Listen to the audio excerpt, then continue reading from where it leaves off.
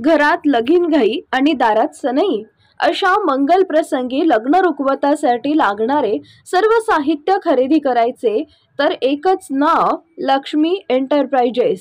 Flora furniture, steel व electronics mall, steel भांडी, सागवान sofa, dining table, showcase, heavy wood base, plywood आणि designer bed व mattress, plywood आणि प्रिंटेड लोखंडी कपाट, सागवान, मार्बल आणि ग्लास टीपॉय इत्यादी भरपूर व्हरायटीमध्ये तयार आणि ऑर्डर प्रमाणे बनवून मिळेल.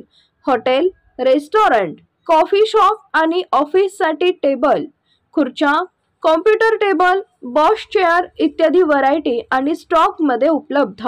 Deep freeze, AC, cooler, TV, washing machine, आटा चक्की आणि फ्रीज अशा सर्व इलेक्ट्रॉनिक्स योग्य दरात उपलब्ध.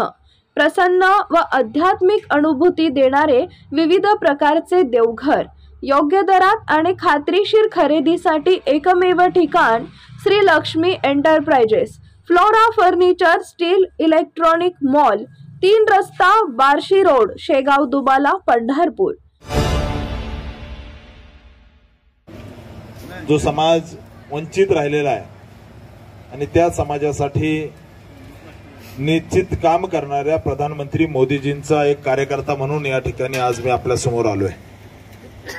मित्रांनो, देश स्वातंत्र्य झाल्यापासून 70-75 वर्षामध्ये या ठिकाणी मागासवर्गीय, वंचित असणारा समाज, सफाई कामगार असणारा समाज, जो समाजातील सर्व कामे करणारा हा समाज, या समाजाला मुख्य प्रवाहात यावं म्हणून परमपूजनीय डॉक्टर बाबासाहेब आंबेडकरांनी अशा सर्व समाजाचा विचार करून घटना लिहिली.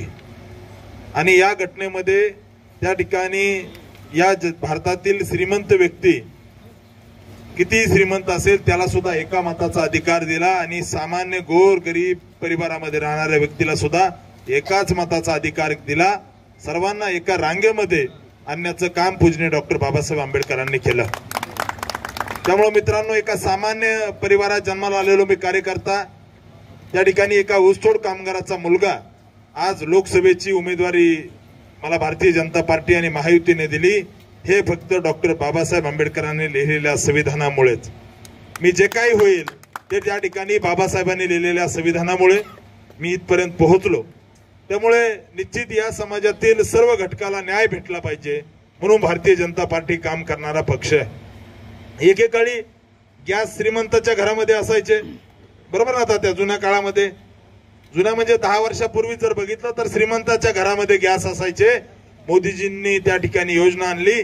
त्या ठिकाणी अनेक माय माऊल्यांना डोळ्याला त्रास व्हायला लागले. डोळे त्या ठिकाणी कमी आयुष्यामध्येच डोळ्यांना त्या ठिकाणी अतिशय त्रास आणि वेदना व्हायला लागल्या महिलांच्या. त्यामुळे उज्ज्वला गॅस नावाची गरिबांसाठी योजना आणली आणि घराघरामध्ये या सोलापूर जिल्ह्यामध्ये 2 लाख परिवारामध्ये या ठिकाणी उज्ज्वला गॅसच्या माध्यमातून गॅस दिला. नुसता गॅस दिला नाही तर त्याच्यावरती अनुदानही देण्याचं काम मोदीजीने केलं. त्यामुळे मोदीजींना त्या ठिकाणी गोर गरीब कुटुंबातील माय माऊल्या कधीही विसरणार नाही. आपण जर पाहिलं तर एकेकाळी घरामध्ये शौचालय असणं, टॉयलेट बाथरूम असणं हे श्रीमंतांच्या घरामध्ये असायचं. परंतु मोदीजींनी या देशातील गोर गरीब जनतेसाठी शौचालयासारखी एक चांगली योजना आणली. या देशामध्ये त्या ठिकाणी मोठ्या प्रमाणामध्ये गरीब कल्याणाच्या योजना आणल्या. त्या ठिकाणी अनेक परिवार असे होते की ज्यांनी बँकही कधी बघितले नाही. मोफत त्या ठिकाणी प्रधानमंत्री जनधन योजनेच्या माध्यमातून घराघरामधील सर्वांचे बँक अकाउंट उघडण्याचं काम केलं. हे फक्त मोदीजीने केलं. आपल्याला माहिती आहे की जेव्हा कोरोना होता आणि कोरोना काळामध्ये गोर गरीब जनतेला अनेक वेदना झाल्या, त्या ठिकाणी अनंत त्रास सहन करावा लागला. त्या ठिकाणी या देशामधील गरिबांना उपाशी झोपायची वेळ आली होती. परंतु मोदीजीने त्या ठिकाणी सर्व गरीब परिवारातील लोकांना मोठ्या प्रमाणामध्ये अन्नधान्य देण्याचं काम केलं. अतिशय मोफत अन्नधान्य देण्याचं काम केलं. गेली 70-75 वर्षाच्या इतिहासामध्ये प्रधानमंत्री मोदीजी एकमात्र पंतप्रधान आहेत त्यांनी त्या ठिकाणी गरिबांना मोफत धान्य देण्याचं काम केलं. हे कोणी एक केलं नाहीये.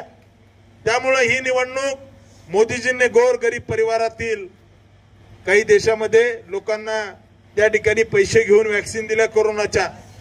परंतु माझ्या गरीब कुटुंबातील सामान्य व्यक्तीला सुद्धा वॅक्सिन मोफत भेटली पाहिजे.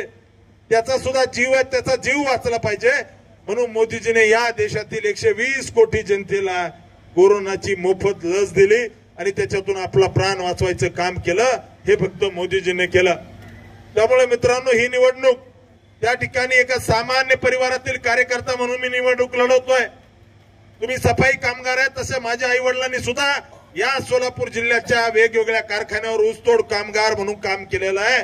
एका कामगाराचा मुलगा, तुमच्यासारख्याच एका कामगाराचा मुलगा त्या ठिकाणी माजी मुख्यमंत्र्याची राजकन्येच्या विरोधात निवडणूक लढवतोय. त्यामुळे माझी तुम्हाला विनंती आहे, या निवडणुकीमध्ये एका कामगाराच्या मुलाला हरवण्यासाठी ही सगळी मंडळी कामाला लागलेली आहेत. त्यामुळं कामगाराची ताकद काय हे आपल्याला येत्या काळामध्ये दाखवावं लागेल. मित्रांनो, गोरगरिबाच्या घरामध्ये विकासाची गंगा आली पाहिजे हा विचार घेऊन मोदीजी काम करतायत. समाजाच्या शेवटच्या व्यक्तीला मुख्य प्रवाहात आणलं पाहिजे म्हणून त्या ठिकाणी वेगवेगळ्या योजना मोदीजींनी आणण्याचं काम केलं.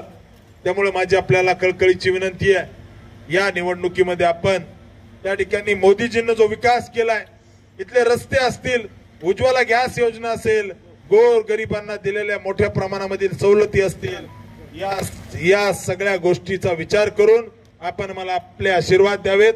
आदरणीय मोठ्या मालकांनी या भागामध्ये विकासाची गंगा आणली. इथे असणाऱ्या नगरपालिका कर्मचाऱ्यांना कुठल्या ना कुठल्या माध्यमातून फायदा झाला पाहिजे याचा विचार त्या ठिकाणी पंतांनी केला आणि त्यांच्याच मार्गावरती त्या ठिकाणी प्रशांत मालक परिचारक या भागातील जनतेवरती अतोनात प्रेम करतात. आपलंही प्रेम परिचारक परिवारावर मोठ्या प्रमाणात आहे, ते वेळोवेळी आपण सिद्ध केलेलं आहे.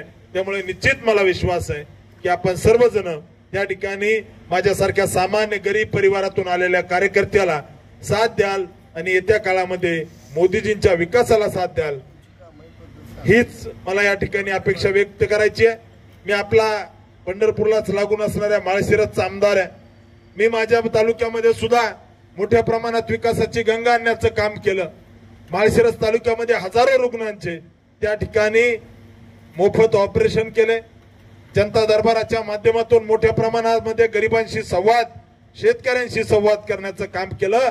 आमदारकी कधीही डोक्यात जाऊ दिली नाही, कारण आमदार सुद्धा सामान्य जनतेचा प्रतिनिधी असतो, फक्त तो आपल्यातून निवडून दिलेला असतो ही संकल्पना मनामध्ये ठेवली.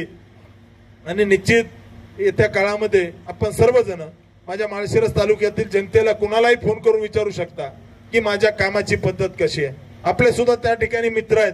आपण सगळे आता सोशल मीडियावर आहोत, इंस्टाग्रामवर आहोत, फेसबुकवर आहेत. आपण माझ्या फेसबुकवर इंस्टाग्रामवर जाऊन पाहावं की मी माझ्या तालुक्यामध्ये कशा पद्धतीने काम केलंय. मित्रांनो, त्यामुळे माझी आपल्याला कळकळीची विनंती आहे, ही निवडणूक देशाची निवडणूक आहे. ही निवडणूक देशाचं भविष्य ठरवणारी निवडणूक आहे. विरोधक येतील, काहीतरी बडबड करतील, याच्याकडे लक्ष देण्याची गरज नाहीये. मोदीजीने काय केलंय, नरेंद्र मोदीजीने काय केलंय याचा विचार करून आपण भारतीय जनता पार्टी आणि महायुतीचा उमेदवार म्हणून मला आपला आशीर्वाद द्यावा एवढीच विनंती व्यक्त करतो आणि थांबतो. जय हिंद, जय भारत.